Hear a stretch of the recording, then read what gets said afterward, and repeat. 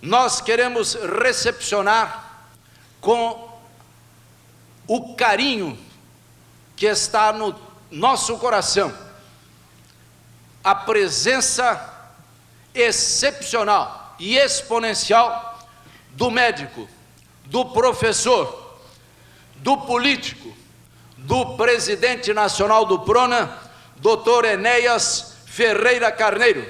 Conosco, Dr. Enéas.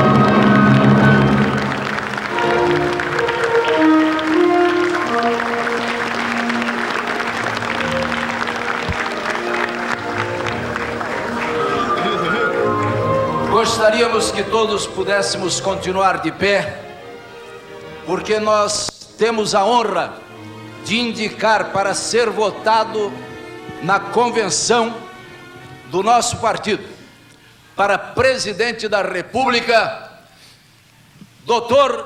Enéas.